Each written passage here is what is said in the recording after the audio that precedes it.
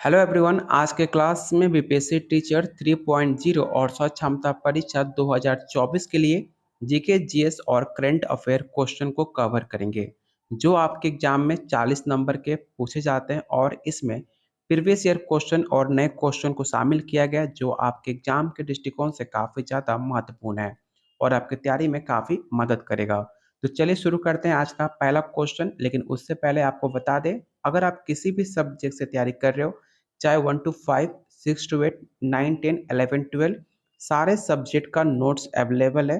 लेने के लिए आप इस नंबर पे व्हाट्सअप कर सकते हैं जो काफ़ी कम रेट में दिया जा रहा है और सारे नोट्स आपके एनसीईआरटी और एससीईआरटी बेस है जो कि आपके सिलेबस और आपके प्रीवियस ईयर क्वेश्चन के पैटर्न पे तैयार किए गए हैं। चलिए शुरू करते हैं आज का पहला क्वेश्चन।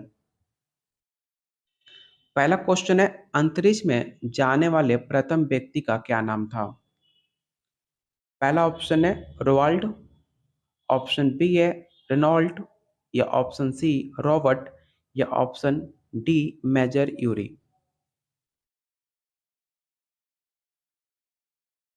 तो इसका राइट आंसर ऑप्शन आपका डी हो जाएगा, मेजर यूरी गगरीन। ऑप्शन डी आपका राइट आंसर होगा। अगला क्वेश्चन आपके प्रीवियस ईयर क्वेश्चन का पूछा हुआ सवाल है, अंतर्राष्ट्रीय ओजोन दिवस कब मनाया जाता है? पहला ऑप्शन है 16 सितंबर, 2 अक्टूबर, 9 अगस्त, या ऑप्शन डी 31 अक्टूबर। तो इसका राइट आंसर ऑप्शन आपका ए हो जाएगा, 16 सितंबर। 2 अक्टूबर को गांधी जयंती मनाते हैं और 31 अक्टूबर को राष्ट्रीय एकता दिवस के रूप में मनाते हैं। तो ऑप्शन इसका ए राइट आंसर हो जाएगा। क्वेश्चन थर्ड है, मिडनाइट चिल्ड्रन नामक उपन्यास किसके द्वारा लिखा गया है? ये भी सवाल आपके प्रीवियस ईयर क्वेश्चन का पूछा हुआ सवाल है। पहला ऑप्शन है सलमान रुशदी द्वारा, ऑप्शन बी है अरविंद अडिगा, या ऑप्शन सी अमिताभ घोष, या ऑप्शन डी विक्रम सेठ द्वारा।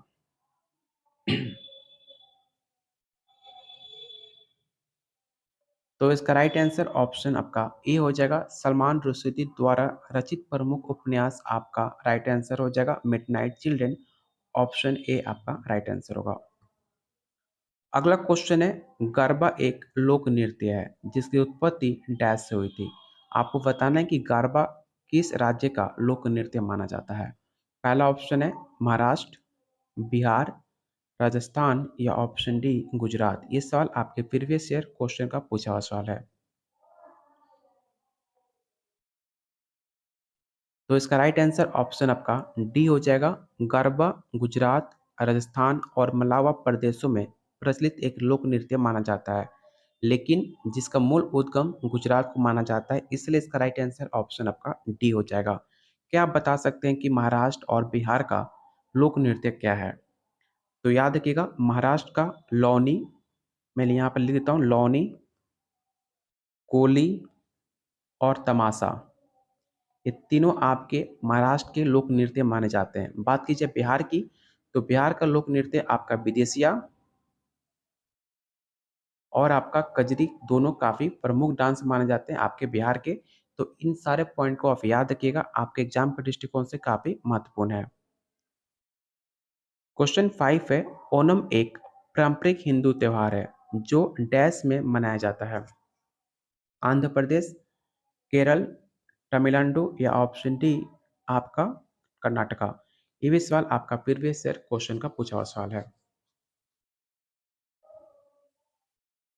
तो इसका राइट आंसर ऑप्शन आपका बी हो जाएगा, ओणम केरल का एक प्रमुख हिंदू त्योहार है जो कि केरल में यह त्योहार उनके प्रिय राजा महाबली की याद में मनाया जाता है, जो कि आपके 10 दिनों तक चलता है। इसे भी याद रखिएगा। तो ऑप्शन बी आपका राइट आंसर होगा। वायु में निलंबित छोटे छोटे ठोस कण अथवा तरल की बूंदें डैश कहलाती हैं। पहला ऑप्शन है एरोसॉल, ऑप्शन बी है इमल्सन, या फोम, या ऑप्शन डी जेल।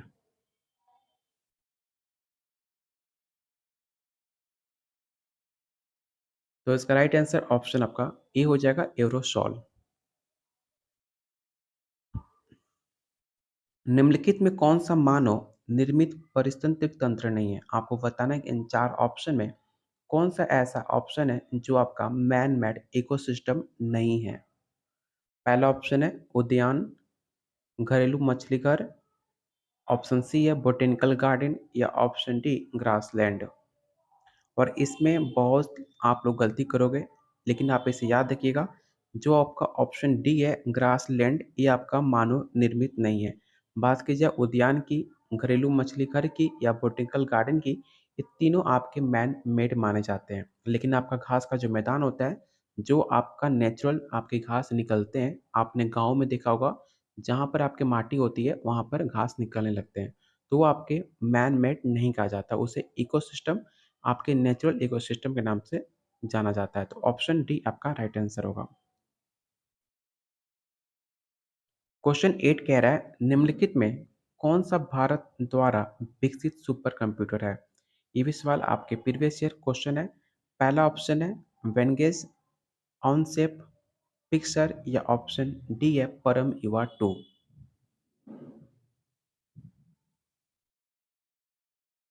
तो इसका राइट आंसर ऑप्शन आपका डी होगा। भारत का सुपर कंप्यूटर कार्यक्रम 1980 के दशक में नई दिल्ली में सॉफ्टवेयर के लिए और बेंगलोर में हार्डवेयर के लिए और फ्रेमवर्क के लिए पुणे में शुरू किया गया था, जो कि आपके भारत द्वारा सुपर कंप्यूटर परम ईवा 2, और इसे भारत का पहला सुपर कंप्यूटर परम 8000 माना जाता है।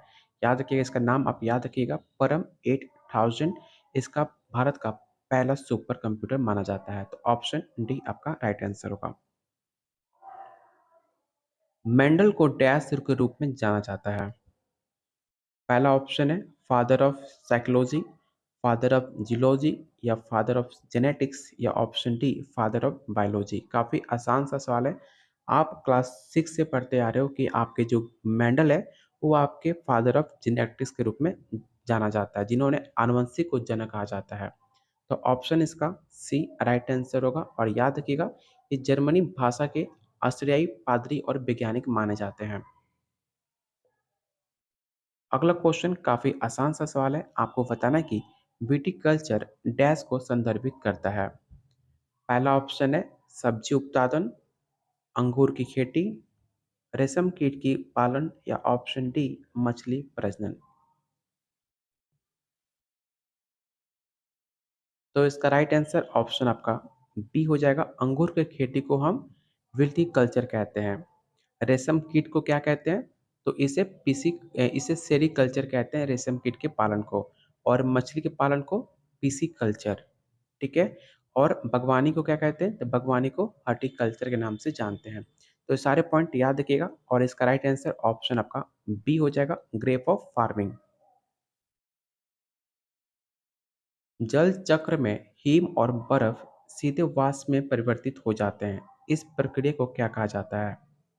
पहला ऑप्शन है वाष्पीकरण, ऊर्ध्वपातन, बॉइलिंग या ऑप्शन डी है ट्रांसपिरेशन।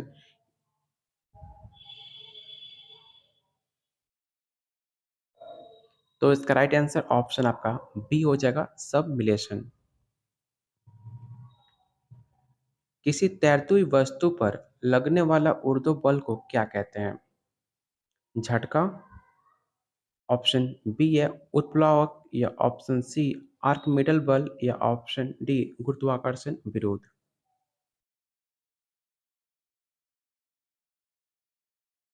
तो इसका राइट आंसर ऑप्शन आपका बी हो जाएगा। द्रव का वो गुण जिसके कारण वो वस्तु के ऊपर की ओर बल लगता है, उसे हम उल्पत्व बल कहते हैं या उसको उत्प्रेक्ष भी कहते हैं। तो ऑप्शन इसका बी राइट आंसर होगा। अगला क्वेश्चन काफ़ी आसान सा सवाल है। आपको बताना है कि टेस्ला डैश एक इकाई है। टेस्ला किसका एसआई यूनिट है, आपको बताना है। डायपोल मोमेंट का, मैग्नेटिक फ्लक्स का, मैग्नेटिक इंडक्शन का या ऑप्शन डी मैग्नेटिक फील्ड।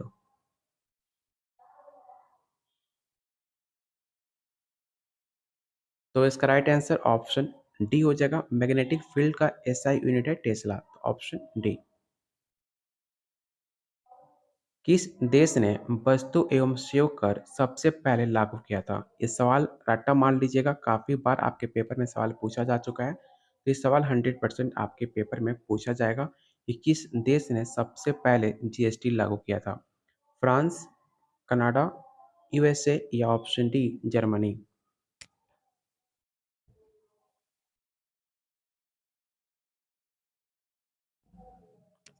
तो इसका राइट आंसर ऑप्शन आपका ए हो जाएगा फ्रांस में। फ्रांस में कब लागू किया गया था? तो 1954 में इसे फ्रांस में लागू किया गया और इंडिया में आपके 8 सितंबर 2016 को अधिसूचित 121वें संविधान संशोधन द्वारा जीएसटी को 1 जुलाई 2017 से इसे विजय केलकर समिति में अनुशंसा पर लागू किया गया था आपके इंडिया में।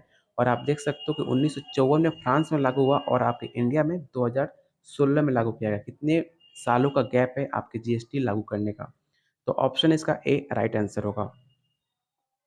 जितने लोग वीडियो देख रहे हो प्लीज़ वीडियो को लाइक ज़रूर कर दीजिएगा। अगर आप चाहते हो आपके पेपर तक डेली ऐसे इंपॉर्टेंट 35 क्वेश्चन कराए जाए जो आपके प्रीवियस ईयर क्वेश्चन और नए क्वेश्चन जो कि आपके लेटेस्ट एग्जाम में पूछे गए हैं वो सारे क्वेश्चन आपको कंप्लीट कराए जाएंगे। तो वीडियो को लाइक और शेयर जरूर कीजिएगा अपने दोस्तों में, अपने ग्रुप्स में। अगर आपने अभी तक चैनल को सब्सक्राइब नहीं किया तो प्लीज़ आप लोगों से रिक्वेस्ट है ऐसी वीडियो देखने के लिए चैनल को जरूर सब्सक्राइब कर लीजिएगा। चलते हैं अगले क्वेश्चन पे। अगला क्वेश्चन है, भारत में पहली बार वैज्ञानिक तरीके से राष्ट्रीय आय की गणना करने वाले अर्थशास्त्री कौन थे? पहला ऑप्शन है जगदीश भगवती, ऑप्शन बी है आर वी राव या ऑप्शन सी है कौशिक बसु या ऑप्शन डी मनमोहन सिंह। ये बीपीएससी 69 का पूछा हुआ सवाल है।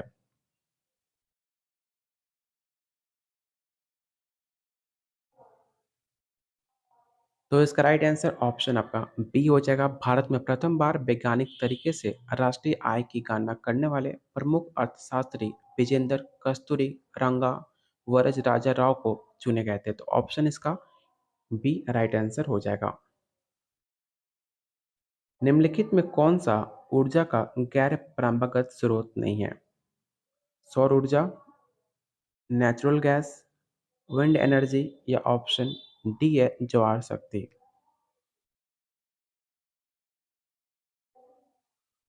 तो इसका राइट आंसर ऑप्शन आपका बी हो जाएगा नेचुरल गैस। क्या आप बता सकते हो नेचुरल गैस में कौन कौन से गैस होते हैं? तो याद रखिएगा नेचुरल गैस में मुख्यतः आपके मीथेन होता है और उसमें उच्च हाइड्रोकार्बन गैसें होती हैं जो कि आपके गैर परंपरागत स्रोत नहीं माना जाता। तो ऑप्शन बी आपका राइट आंसर होगा। अगला क्वेश्चन, डैश दुनिया का सबसे बड़ा नदी द्वीप है? ये सवाल आपका प्रीवियस ईयर क्वेश्चन का पूछा हुआ सवाल है।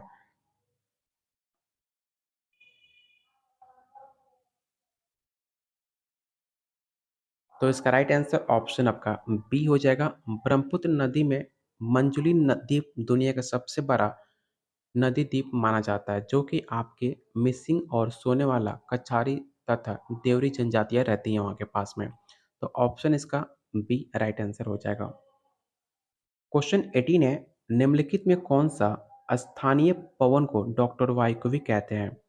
ये सवाल आपकी यूपी में पूछा गया था पेट के एग्जाम में। ठीक है, इस क्वेश्चन को याद रखिएगा। पहला ऑप्शन है हरमटन, बोरा, मिस्ट्रॉल या ऑप्शन डी है चिनुक? तो इसका राइट आंसर ऑप्शन आपका ए हो जाएगा। क्वेश्चन 19 है, पृथ्वी तल के नीचे पिघले हुए पत्थर को क्या कहा जाता है? पहला ऑप्शन है बेसाल्ट, ऑप्शन बी है लेकोलिट या लावा या ऑप्शन डी मैग्मा?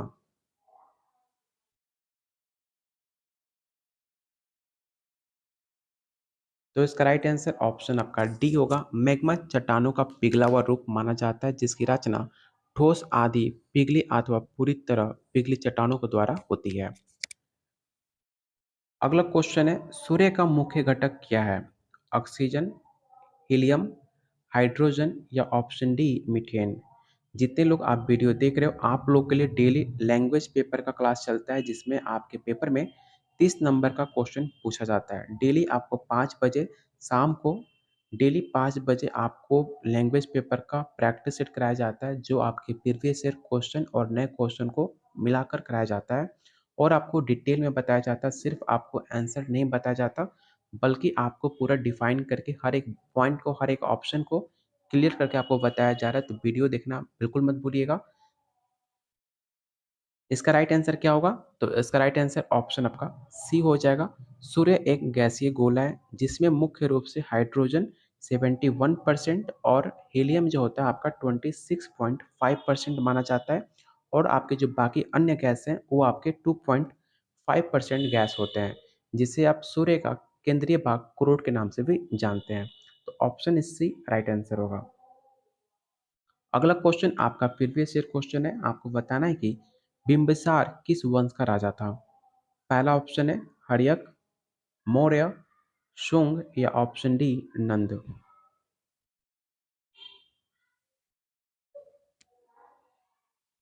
तो इसका राइट आंसर ऑप्शन आपका ए हो जाएगा। बिंबिसार हर्यक वंश का प्रथम शक्तिशाली शासक था, जिन्होंने 544 से लेकर 492 ईसा पूर्व अपने शासन किया। उसे मगध साम्राज्य की महानता का वास्तविक संस्थापक भी माना जाता है। तो ऑप्शन ए आपका राइट आंसर होगा, इसे याद रखिएगा। अजंता की गुफाएं डैश है। काफ़ी बार हर बार आपके पेपर में पूछा जाता है कि अजंता की गुफाएं डैश में है। महाराष्ट्र में, हिमाचल प्रदेश में, कर्नाटका में या ऑप्शन डी मध्य प्रदेश। तो इसका राइट आंसर ऑप्शन आपका ए हो जाएगा। अजंता की गुफाएं आपके महाराष्ट्र में देखने को मिलता है। और इसमें कितनी गुफाएं हैं? तो ऐसा बताया जाता है कि इसमें 30 गुफाओं हैं और 4 चैत्य सभाकक्ष भी हैं, जो अलग अलग प्रकार के हैं और इसमें शेष बिहार के हैं। तो ऑप्शन इसका ए आपका राइट आंसर होगा। अगला क्वेश्चन, बाजीराव सेकंड किस वंश के शासक था? नंद, हर्यक, मौर्य या ऑप्शन डी पेशवा। काफ़ी आसान सा सवाल है, इसमें किसी को भी कंफ्यूजन नहीं होना चाहिए। तो आप बचपन से पढ़ते आ रहे हो पेशवा, जो कि बाजीराव सेकंड आपके पेशवा वंश के शासक माने जाते हैं, जिसने 1796 से लेकर 1818 तक अपने शासन किया। तो ऑप्शन इसका डी राइट आंसर होगा। क्वेश्चन 24 है, वेदों की ओर लौटो, ये कथन किसका है? ये सवाल आपका लुसेंट का है और बार बार ये सवाल आपके पेपर में पूछा जाता है। चाहे कोई भी पेपर हो, ये सवाल 100% आपके पेपर में पूछा ही जाता है। किसने कहा था वेदों की ओर लौटो? स्वामी विवेकानंद, स्वामी दयानंद सरस्वती या ऑप्शन सी है स्वामी श्रद्धानंद द्वारा या option D S Radha Krishnan.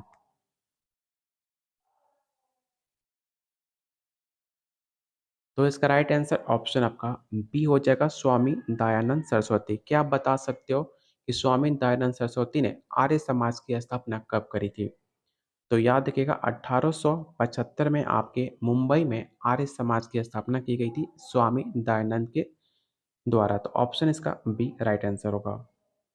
अगला क्वेश्चन काफी आसान सा सवाल है और आपका प्रीवियस ईयर क्वेश्चन का पूछा हुआ सवाल है। फॉरवर्ड ब्लॉक के संस्थापक कौन माने जाते हैं?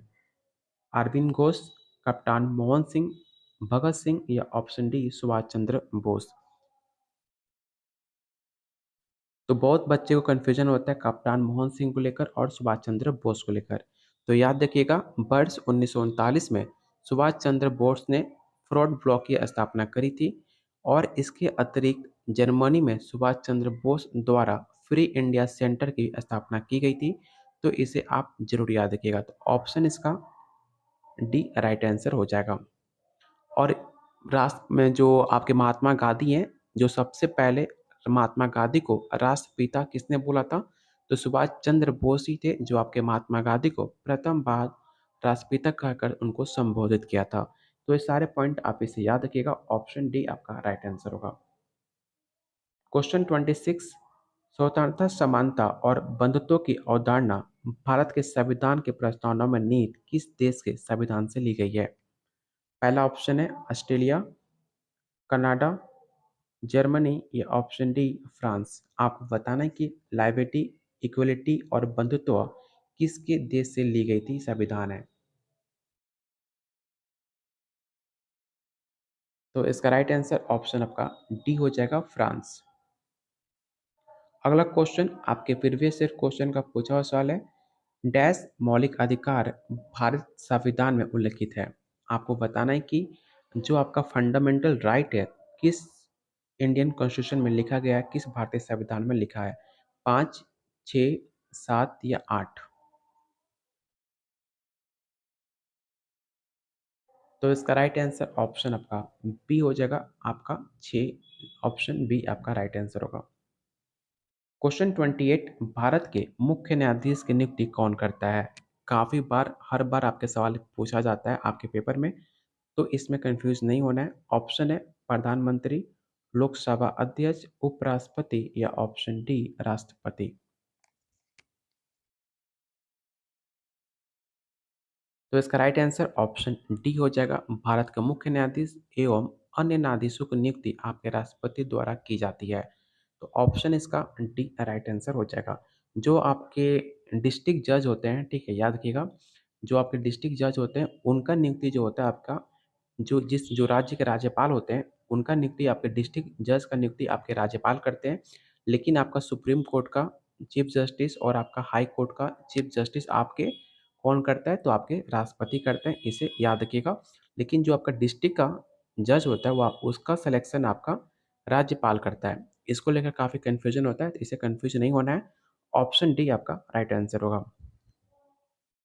लोकसभा में विपक्ष का प्रथम नेता कौन था? ये सवाल अभी करंट में यूपी पेट पूछा गया था सवाल है, तो इसे याद रखिएगा। ऑप्शन है बी आर अम्बेडकर, ए के गोपालन, एस राधाकृष्णन या ऑप्शन डी वल्लभ भाई पटेल।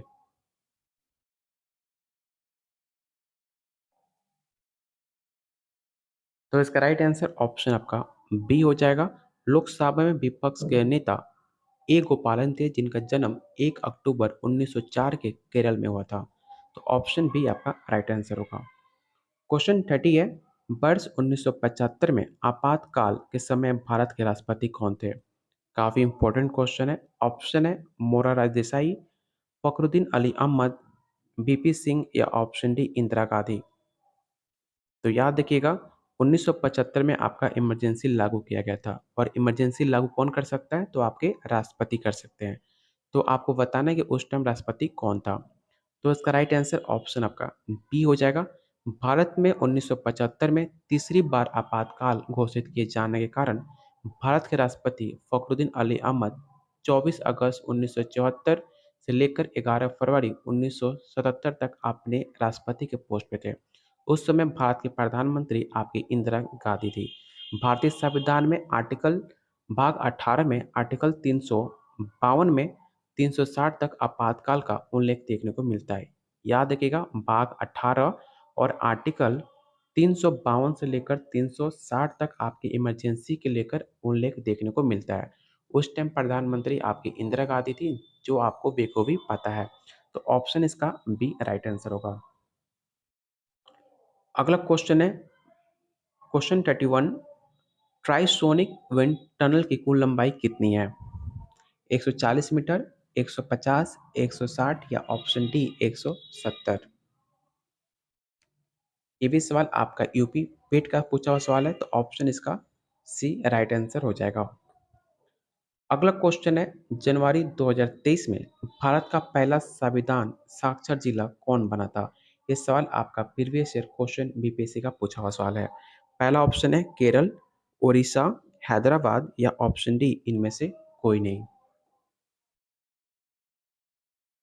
तो इसका राइट आंसर ऑप्शन ए हो जाएगा। कोल्लम जिला केरल भारत का पहला संविधान साक्षर जिला बन गया है, जो कि आपके 10 वर्षों से अधिक आयु के लगभग 16.3 लाख लोगों ने संविधान के अलग अलग पहलुओं पर शिक्षित किया गया है। तो ऑप्शन ए आपका राइट आंसर होगा। अगला क्वेश्चन है, जनवरी 2023 में कौन सा जिला स्टार्टअप द्वारा प्रस्तावित अभिनव 5G उपयोग मामलों को लागू करने वाला देश का पहला जिला बन गया है? ये भी सवाल आपका प्रीवियस ईयर क्वेश्चन है। भोपाल, इंदौर, जबलपुर या ऑप्शन डी है विदिशा। तो आपने शायद नाम सुना हो विदिशा का, जो आपके मध्य प्रदेश के अंदर देखने को मिलता है। तो ऑप्शन डी आपका राइट आंसर होगा। आज का सेकंड लास्ट क्वेश्चन है, आपको बताना है कि तिरुवोलर दिवस कब मनाया जाता है? 15 जनवरी, 10 जनवरी, 11 या ऑप्शन डी है 12 जनवरी। तो इसका राइट आंसर ऑप्शन आपका ए हो जाएगा। और आज का लास्ट क्वेश्चन, जनवरी 2023 में भारतीय मौसम विभाग ने किस वर्ष तक संपूर्ण भारत को डॉपलर वेदार रडार नेटवर्क के तहत कवर करने की लक्ष्य निर्धारित किया गया है। इस क्वेश्चन को रट्टा मार लेना। करंट में सवाल आपके बीपीएससी 69 में और आपके यूपी पेट में सवाल पूछा गया था। पहला ऑप्शन है 2024, 2025, 2028 या ऑप्शन डी 2030। तो इसका राइट आंसर ऑप्शन आपका बी हो जाएगा। 2025 तक आईएमडी के अनुसार इसको लक्ष्य करने की पूरी कोशिश की जाएगी। 2025 तक इसको कंप्लीट कर लिया जाए, इसका लक्ष्य रखा गया है 2025। उम्मीद करता हूँ आपको वीडियो पसंद आई होगी। मैं चाहता तो आपको सिर्फ आंसर बता सकता था, लेकिन सिर्फ आंसर याद करने से आपका कॉन्फिडेंट बिल्ड नहीं होगा और ना आपकी कमी दूर होगी। मैं चाहता हूँ किसी भी सब्जेक्ट से तैयारी कर रहे हो, आपको सारा डाउट क्लियर हो। सिर्फ आंसर याद नहीं करना है, आंसर के पीछे कौन-सा वजह है इस आंसर होने का, वो भी वजह आपको पता होना चाहिए। तो इसी तरह आपको लैंग्वेज पेपर का डेली प्रैक्टिस सेट कराया जा रहा है शाम को 5 बजे से, तो वीडियो देखना बिल्कुल मत भूलिएगा। अगर आप लैंग्वेज पेपर का प्रैक्टिस सेट लेना चाहते हैं, तो सिर्फ आपको ₹50 में 1500 प्लस क्वेश्चन आंसर और साथ में आपको सॉल्यूशन के साथ दिया जा रहा है। तो लेने के लिए आप वीडियो के कमेंट बॉक्स में कमेंट कर सकते हैं या इस नंबर पे आप मुझे व्हाट्सएप करके भी इसका पीडीएफ ले सकते हैं। तो बहुत जल्द मिलते हैं अगले क्लास में। उससे पहले वीडियो को लाइक और शेयर करना बिल्कुल मत भूलिएगा। अगर आप किसी भी सब्जेक्ट से तैयारी कर रहे हो, चाहे 1 टू 5, 6 टू 8, 9, 10, 11, 12 सारे सब्जेक्ट का नोट्स काफ़ी कम रेट में दिया जा रहा है। लेने के लिए इस नंबर पे व्हाट्सएप कीजिए, जो कि आपके पास काफ़ी कम टाइम है। तो पूरा बुक लेकर नहीं बैठना है, जो आपके एग्ज़ाम में आ सकता है उसको पढ़िए। पूरा बुक लेकर बैठोगे, आपका टाइम पास होगा और कुछ नहीं होगा। तो चलिए बहुत जल्द मिलते हैं अगले क्लास में। वीडियो को लाइक शेयर ज़रूर कीजिएगा अपने दोस्तों में, अपने ग्रुप्स में।